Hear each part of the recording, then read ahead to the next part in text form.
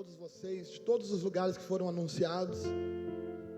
Honra ver o movimento da igreja, ainda nos dias de hoje, né? De lotar um ônibus ou um micro-ônibus, se deslocar em busca de algo da parte de Deus.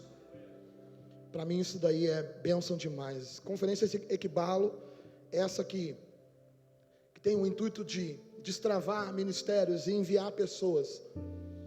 E eu vejo como um grande problema, velho. Vejo como um grande problema nós ser crente secreto, ou a nossa igreja crescer como num estado de formiguinha, bem devagarinho, por causa da falta da preparação, do envio, ou até mesmo e principalmente do compromisso, porque o pastor é um só, velho. Eu fui aquela ovelhinha que quando estava sentado ali dizia: ai, por que o pastor não faz tal coisa? Por que o pastor não bota uma geladeira comunitária? Por que o pastor não pega o dízimo da igreja e investe em rancho básico? Hoje que eu sou pastor, quando eu vejo alguém falando, dá vontade, sabe? Tu não tem ideia do que está passando. E muitas vezes o pastor está contando com você, mano. Mas falar bonito a gente fala. A gente fica se papagaiando. Ah, eis-me aqui, Senhor. Envia a mim. Beleza. Conferência Equibalo. Quero ser enviado. Pergunto agora para você e me responda, por favor. Está preparado? Está preparado para o envio? Como o Ismael falou, velho. É lindo. A AME nos inspira. Por causa da AME, daquela conversa lá em cima, nasceu a missão Mateus 28. A AME nos inspira. Mas a missão Mateus 28, que é o nosso escritório missionário, nasceu para ganhar a cidade de Alvorada, a cidade mais violenta do estado do Rio Grande do Sul. Porque eu sei que tem uma África dentro da Alvorada. E glória a Deus pela AME, que tem missionários na África. Eu acho que a gente se encaixa. Quando a gente é maduro na fé, a gente vai se encaixando. Quando a gente vai entendendo o nosso lugar, a gente vai se encaixando. Então hoje, iniciando essa conferência, e com muita honra, me sinto honrado por isso, por ser o primeiro desse dia que vai ser intenso, eu pergunto: você está preparado para esse envio? Porque não é uma emoção, mano. Não é uma emoção. E eu quero que tu entenda, que saia daqui entendendo hoje, velho, que o Deus que nós pregamos nesse púlpito, que tu diz crer com essa Bíblia embaixo do braço, é um Deus que está 24 horas por dia olhando para você. E o grande problema da minha geração, que muitos de vários estudiosos falam, a geração mais psicopata de todos os tempos. Como assim, pastor? Está lançando maldição no púlpito? Não estou lançando, eu estou despertando, caso você caia dentro dessa malha. A geração mais psicopata, sabe por quê? Porque é aqueles que estão dizendo, olhando no olho, dizendo sim, mas o coração dizendo que não. É aquele que está dizendo, não fiz, mas fez. Características de um psicopata. Estou com as minhas mãos limpas, Senhor. Vou levantar as minhas mãos para que todos dentro da igreja vejam o quanto santo eu sou, o quão espiritual eu sou. E Deus que importa está olhando, dizendo, meu filho, eu estou vendo dentro do teu coração. Eu te vi na hora que tu estava com a mão no pecado. Eu vi o que tu estava fazendo, meu filho.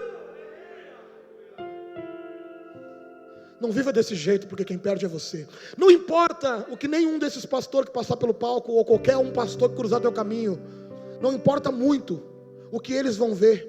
Importa o que Deus vê, porque quando Deus vê certo na tua vida, eles enxergam a mesma coisa. Então hoje eu quero usar a vida de um menino que com certeza viveu uma vida reta no secreto, e eu quero iniciar essa conferência falando sobre preparação. Abra sua Bíblia comigo em 1 Samuel 16, versículo 6.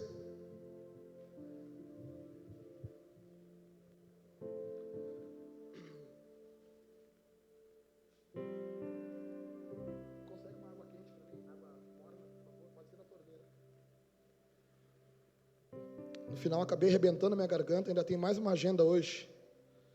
Mas Deus vai fazer um milagre. De noite eu vou estar cantando que nem um passarinho.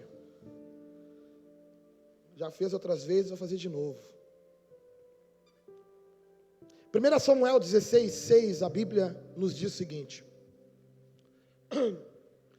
E sucedeu que, entrando eles, viu a Eliabe e disse: certamente está perante o Senhor o seu ungido. Porém o Senhor disse a Samuel: não atentes para a sua aparência, nem para a grandeza da sua estatura, porque eu tenho rejeitado, porque o Senhor não vê como vê o homem, pois o homem vê o que está diante dos olhos, porém o Senhor olha para o coração. Só para nós dar uma banda aqui dentro da história. Saul foi rejeitado por causa da falta de disciplina e de uma vida com Deus. Deus fala com Samuel e manda Samuel ir até a casa de Jessé. E lá na casa de Jessé, ele fala que vai ungir um filho de Jessé. Deus, sabendo do coração de Samuel, já disse que vai ungir um filho, não fala quem. Porque ele quer dar uma aula para Jessé, quer dar uma aula para Samuel, quer dar uma aula para nós hoje. Samuel diz: Senhor, mas se eu falar para o rei que eu vou lá para ungir outro rei, o rei vai entrar numas comigo, vai querer me pegar. Não, mas fala que tu vai sacrificar. E diz que Samuel pegou os bichinhos e partiu casa de Jessé. Quando ele chegou na casa de Jessé, a Bíblia fala que esse homem, que era o profeta de Deus, que ouvia Deus, entrou, botou o olho no menino, no primeiro. E quando ele botou o olho no primeiro, todos os outros estavam dentro da casa junto. E diz que esse que ouvia Deus olhou para o rapaz e disse: certamente que está diante de mim o ungido do Senhor. Como quem diz: é bonito, é formoso, tem tamanho, parece ter força, parece ter postura. Nos dias de hoje, tem eloquência, tem condições, socialmente é bem posicionado.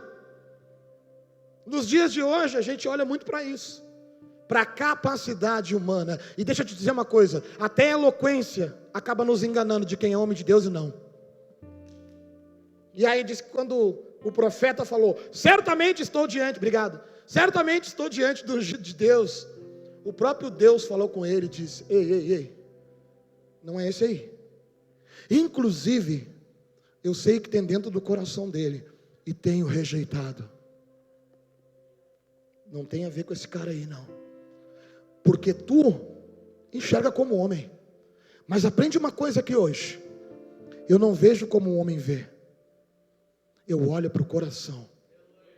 Pastor, eu já ouvi essa mensagem 10.000 vezes. Como é que está teu coração? Porque se você ouviu, aprendeu, está tudo em dia, certo? Deixa eu te contar uma coisa, velho. Quando Deus me deu essa mensagem, eu olhei para o meu coração, mano, e eu comecei a ver minhas ganâncias pessoal. Comecei a ver aquilo que o próprio movimento gospel te dá. A honraria dos homens. De tanto entrar nos lugares, pai, pum, para um lado e para o outro, tapinha no ombro, reconhecimento da obra. Ah, pode crer, pastor. Os mano que me conheceu, o Bocão da Vida Louca. Ô Bocão, que loucura aí, meu. Bah, olha só o que tu está vivendo, os caras dizendo para mim. E eu muitas vezes saía suspirando, olhando para o céu e... é verdade, esquecendo de dar honra para quem é digno de honra, esquecendo de deixar a glória para aquele que é a glória. É muito comum, por causa da tua beleza, tua postura, tuas curtidas na rede social, por causa do jeito que tu se relaciona com a galera, tu esquecer de Deus, e aí teu coração se entulhar de um monte de coisa, ao ponto de Deus dizer: até podia ser ele, até podia ser ela. O problema é que o coração dele e dela não são meu. Infelizmente eu tenho que rejeitar. E a Bíblia fala que depois disso daí, ele começou a mostrar todos os filhos. É esse? Não. É esse? Não. Acabou os filhos? É, tem um improvável, pequenininho, que eu tenho certeza que Deus não ia escolher. Manda chamar o guri. E ninguém senta nessa mesa para meter esse rango antes dele chegar. Quando chegou o guri, sem pensar, sem entender nada, eu imagino, pequenininho, franzidinho, mais bonitinho, porque diz que ele era bonitinho, né? Eu fico imaginando quando ele entrou, sem entender nada, a voz do Senhor falou com o profeta na mesma hora, disse: levanta e unge ele. Levanta e unge ele, porque eu sei o que tem dentro desse coração.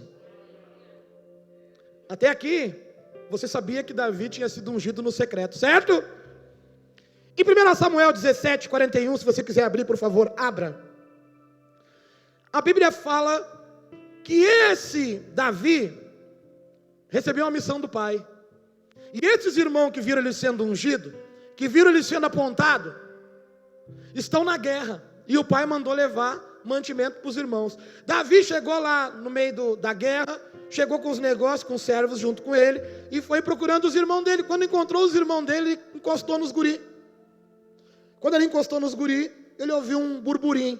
Que burburinho era esse? Burburinho que um gigante, até aí, quando falam de gigante, eu até tremo a perna.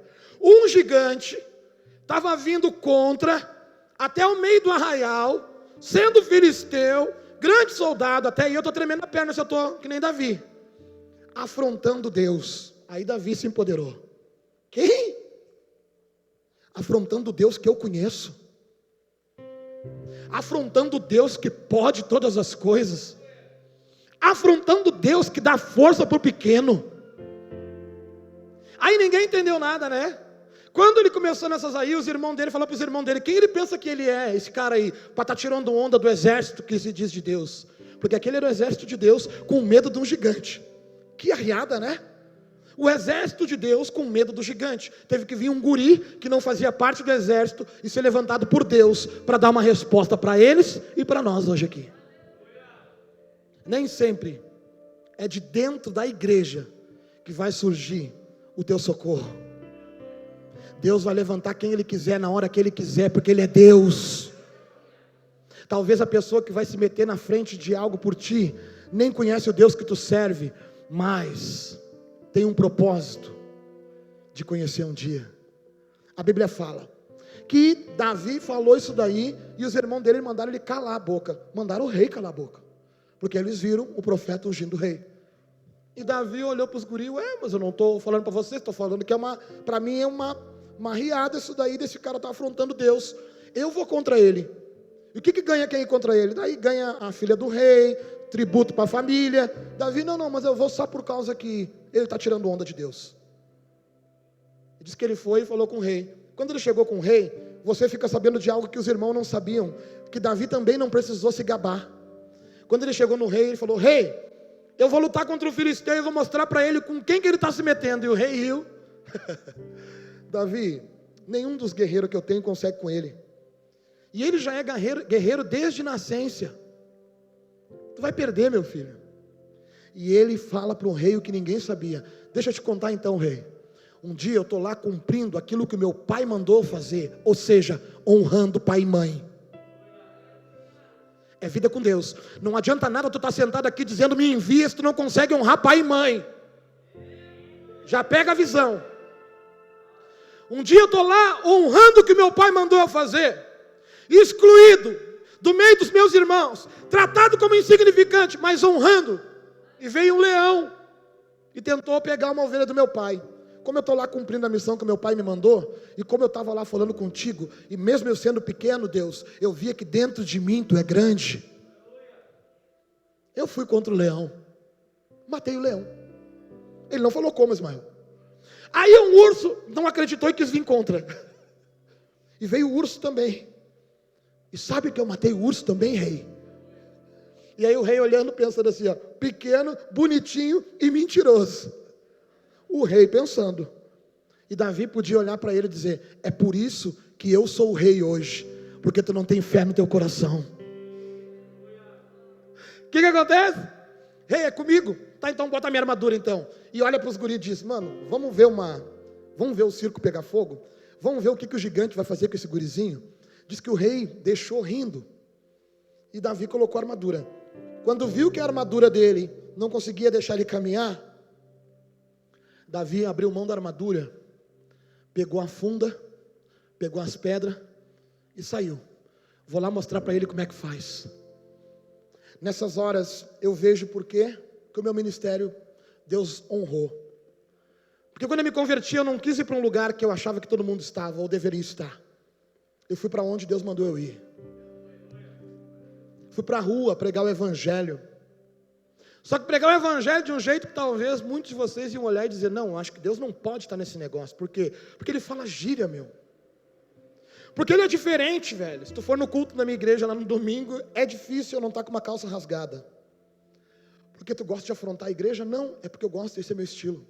Desde que não escandalize o meu corpo, mostrando o meu corpo, eu gosto. E por causa disso, por causa dessa postura, eu tenho um fruto aqui dentro hoje. Está aqui o Lucas sentado na primeira fileira junto comigo. Era da pá virada, era envolvido com a criminalidade. E hoje, para a honra e glória do Senhor Jesus, está com a vida dele restaurada, sentado aqui na frente. Porque um dia ele olhou para mim e disse, meu, esse pastor é diferente. Ele foi na casa da minha mãe e ele olhou e falou, meu, esse cara é diferente. Não entendeu nada, mas decidiu andar junto. Nessas aí ele começou a abandonar as coisas da vida dele. Por quê? Porque se eu tivesse escolhido fazer outra coisa, talvez o Lucas não teria sido alcançado. Mas eu estava no lugar que Deus mandou eu estar, com as ferramentas que Deus mandou eu lutar. A Bíblia fala, e agora eu quero que você leia comigo, por favor. 1 Samuel 17, versículo 41. O filisteu também vinha se aproximando de Davi, com um escudeiro à sua frente. Quando olhou e viu Davi, jovem, ruivo e de boa aparência, o filisteu o desprezou. E disse a Davi, por acaso sou algum cachorro, para que venhas contra mim com pedaços de pau? E o filisteu amaldiçoou Davi pelos seus deuses. Quem são os deuses dele, né? Vai tomar uma tunda no final. E disse mais a Davi, vem atacar-me, e entregarei teu corpo às aves do céu e aos animais selvagens. Mas Davi lhe respondeu, tu vens me atacar com espada, lança e escudo, ou seja, com armas forjadas por homem, com a força do braço do homem, com a força de um homem. Davi reconheceu que o gigante tinha força e capacidade humana, mas eu vou te atacar em nome do Senhor dos exércitos, o Deus dos exércitos de Israel, a quem tem afrontado. Hoje mesmo, certeza, olha a certeza, hoje mesmo o Senhor te entregará em minhas mãos, e eu te ferirei e cortarei a tua cabeça, e hoje entregarei aos cadáveres dos soldados filisteus, às aves do céu e aos animais selvagens. Para quê? Para que toda a terra, não para mostrar que eu sou bom, não para mostrar que eu posso, mas para que toda a terra saiba que há Deus em Israel. Você não vai ser enviado para provar para a tua família que tem serventia. Você não vai ser enviado para provar que você é bom. Você não vai ser enviado porque não foi aceito num grupinho do mundo e na igreja tu encontrou consolo. Tu vai ser enviado para glorificar e exaltar o nome de Deus. Pega a visão, a tua vida tem que dar uma resposta, e essa resposta está em Deus. A tua vida, ela tem que ser o resultado em Deus, ter o resultado em Deus. A Bíblia fala, que quando ele falou isso aí, para que toda a terra saiba que há um Deus em Israel, e para que todos que aqui se juntarem saibam que o Senhor salva, não com espada, nem com lança, pois a batalha é do Senhor, e Ele vos entregará em nossas mãos. Eu quero que você preste bem atenção no versículo 48, e eu quero te ensinar uma coisa, que será enviado, você que será enviado. Quando o filisteu se levantou para defrontar com Davi, eu vou tentar mostrar para vocês. O filisteu foi e falou assim, eu vou te rasgar no meio, guri. Eu sou muito grande, eu sou muito forte, tu está pensando que eu sou cachorro para vir contra mim com um pedaço de pau? Tu vai ver o que eu vou fazer contigo, guri. O filisteu, achando que Davi ia colocar a mãozinha na boca, começar a roer as unhas e bater perna. Davi ficou balançando a cabeça, esperando ele terminar, e quando ele terminou, então eu vou te dar o papo, ó filisteu. Tu está tirando onda? Eu vou em nome do Deus vivo. Eu tenho certeza que eu vou te derrubar, porque eu conheço esse Deus desde o secreto. E isso tudo que acontecer é para glorificar o nome dele. Tu imagina o filisteu, ele deveria ficar com mais raiva ainda, e dizer, agora tu vai ver. Mas a Bíblia que nós lemos agora, fala, que quando o filisteu se levantou e se aproximou para defrontar Davi, diz que ele se levantou, e começou a se aproximar para defrontar Davi. A Bíblia fala Este, que era Davi, foi correndo para o combate, para enfrentar o filisteu. Davi do outro lado, olhou para o grandão e falou: agora tu vai ver. E largou correndo em direção a ele. Tu conseguiria fazer isso? Se a tua resposta for não, eu te digo, Davi tinha certeza. E por que Davi tinha certeza? Por causa do secreto. Quer ter certeza de enfrentar os gigantes da vida na visão missionária? Quer ter certeza do sucesso da tua vida missionária? Quer ter certeza do sucesso da tua missão? Tenha uma vida no secreto antes com Deus. Mas não é uma vida no secreto que tu posta o teu devocional e diz: estou aqui orando. Essa vida no secreto é uma vida sincera com Deus. É uma vida que quando Davi estava lá triste, porque era rejeitado pelo pai e pelos irmãos, ele tinha Deus. E talvez ele dizia: pai, eu estou triste, eu sou rejeitado, eu tenho um problema, meu pai não me quer, meus irmãos tiram eu para mais tarde. Ainda bem que eu tenho tu, né, Deus? É assim a tua vida? Se você vive assim, não tem espaço para depressão. Se você vive assim, não tem espaço para ansiedade. Se você vive assim, não tem espaço para desestabilidade emocional. Porque você tem tudo. Você tem um Deus que preenche todos os espaços da tua vida. Aleluia. Davi correu em direção. Então Davi colocou a mão no alforje, tirou dali uma pedra, lançou com a funda, ferindo o filisteu na testa. A pedra se cravou na testa dele e ele caiu com o rosto em terra. Assim Davi venceu o filisteu com uma funda e uma pedra, ferindo e matando. Davi não levou nem sequer uma espada. Deixa eu te dizer uma coisa. Tu está pensando que precisa de ferramenta para fazer. Tu está pensando que se tu tivesse tal coisa seria melhor para te fazer. Comece hoje a fazer com o que você tem. Se eu tivesse oportunidade na igreja, se eu pudesse pregar um dia, se eu pudesse cantar no coral, se eu pudesse cantar uma música que eu compus, canta para Deus, fala para Deus, prega para Deus, que no momento certo Deus te levanta. Vida no secreto é a preparação. Certeza de que Deus vai contigo para a guerra é vida no secreto. Certeza que tu vai vencer esse confronto é vida no secreto. É vida no secreto, é quando você pega a sua realidade e leva diante de Deus. Depois disso, tu conhece a história desse menino. Depois disso, ele é muito mais conhecido por muitos julgadores como o homem que matou o parceiro para ficar com a mina do cara. Culpado? Com certeza. Pilantrou? Com certeza. Mas Deus olhava tão bem para aquilo que ele foi lá no início, porque lá na frente ele estava embriagado com aquilo que a vida deu para ele. Não soube administrar. Você que está aqui hoje querendo ser enviado, daqui a 30 anos, se Jesus não voltar, você vai ter marcas, você vai ter histórias e centenas de almas na tua conta por causa do teu envio. As pessoas vão te honrar por isso. Mas nunca se esqueça de uma coisa, por favor. Se não fosse por causa de Deus, o motivo certo por qual tu correu em direção à batalha, você nunca teria vencido. Nunca esqueça disso. Se Deus não for contigo, tu vai sozinho, mesmo que com uma multidão. Não adianta nada sair com uma galera, pulando na ponta dos pés, dizendo, vamos evangelizar. Se lá no secreto, Deus vê no teu celular, Deus vê nos teus relacionamentos, Deus vê a tua verdade e a tua intimidade, você vai ser um palhaço no mundo espiritual. Eu tenho uma história sobre a minha vida. Durante muito tempo eu puxei uma bola de ferro amarrado no meu pé, sobre um ato que eu cometi na minha vida. E eu me sentia incapaz. Eu pregava, via Deus fazendo, mas eu sentia que mais cedo ou mais tarde eu ia ser esbufeteado por Satanás. Mais cedo ou mais tarde eu ia ser envergonhado por causa do meu erro. Eu carregava aquela bola, mesmo que foi uma coisa pontual que aconteceu uma vez, mas aquilo me puxava para baixo. E aquilo não deixava eu acreditar quem era o Deus que estava fazendo na minha vida.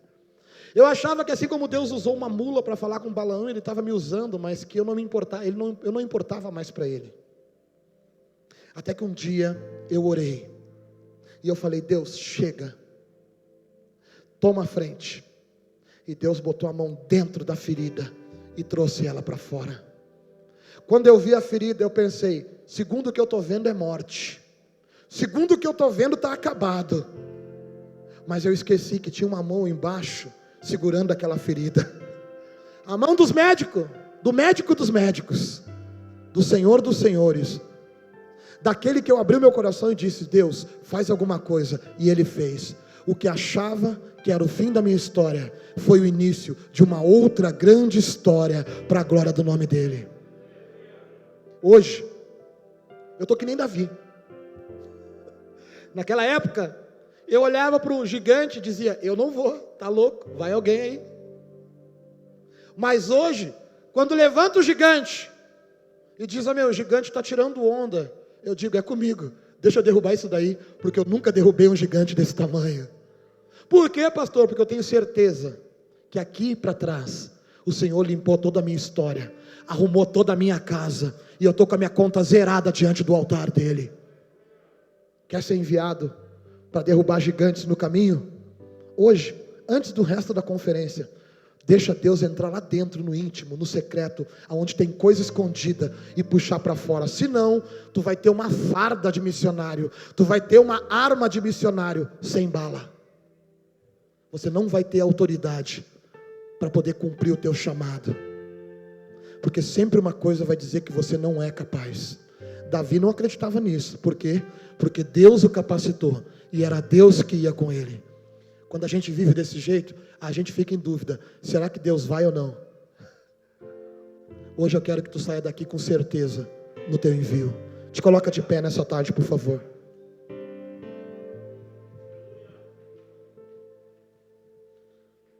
Ele abriu mão de sua glória, sangrou no madeiro por mim, me conectou, salvou, curou. Ele me deu um destino, uma capa e um pouco de vinho. Ele me deu unção, cajado e pão. Você pode cantar comigo, por favor? Pois uma... tirou o medo, novas sandálias pra suportar o ID. Pôs um anel em meu dedo e me tirou o medo, novas sandálias,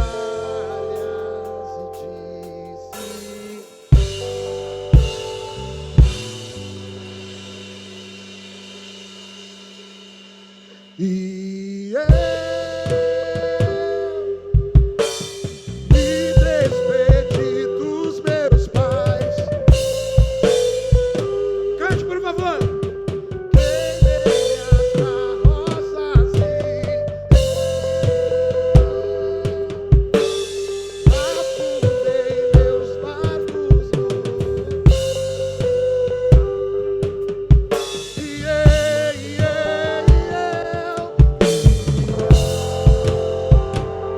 para Deus, vai! Me despedi dos meus pais. Você está sendo enviado. Cante, cante! Queimei minhas carroças e afundei meus barcos no mar.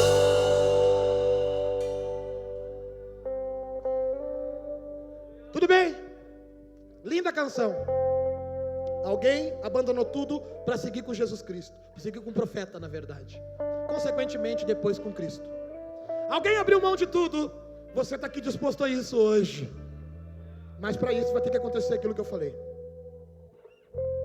a limpeza do interior, a raspagem da alma, a cura daquilo que ninguém sabe, aquela oração que você pede para Deus tirar toda a legalidade da tua vida, para que aí sim você vá com autoridade nesse envio.